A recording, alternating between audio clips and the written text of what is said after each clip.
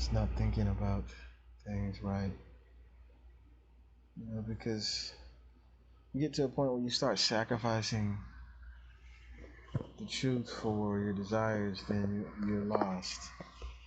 When you decline to do justice, that's when you lose your freedom. When you're unable to judge fairly between two things, you're unable to discriminate between truth and falsehood.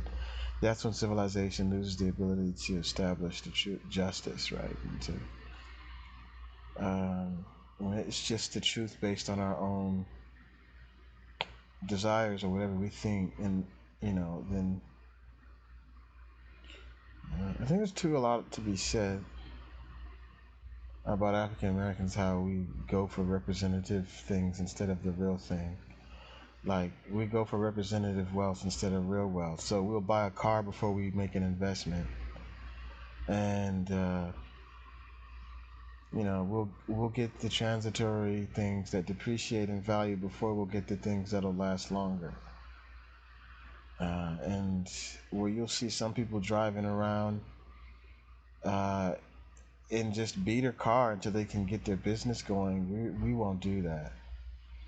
We'll get the loan and we'll get the thing that we can't afford and the biggest one with the biggest rims, and then we'll be broke. It's like when I was in the military, you had those people, those guys, these always young guys would always do that. They come in there and they don't have much of a salary, but it's more than they've ever had in their life. And then so the first thing they go do is rush down to the car dealership and buy a car, and then they get back behind on their payments and stuff, and then next thing you know, the credit card company's calling their commander to garnish their wages. I mean, that's real stuff. It was African Americans, we go for the representative thing and not the thing itself. We want the representative wealth, but we don't want real wealth. That requires something very different. It requires the patience and the insight to look beyond just a representation of the thing for the actual thing itself. And that's what that's what I see in this political thing, which to me is more than just politics. It's just the way we think about our condition. If we're thinking that a representation of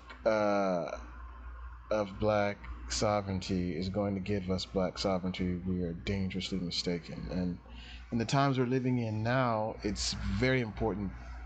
Now, I say that the times we're living in now, elections are actually more important than they have been in the past. And that's why I say it's very serious and something that we should talk about, because if we keep going for the representation and not the actual thing, it's the same old thing. We're just accept it, and then time goes on and generations go on and everything remains the same. Nothing changes. You go into our neighborhoods, 50 years goes by, there's no change. And there's not going to be a change until we take seriously how we look at value, how we measure value. It's extremely important.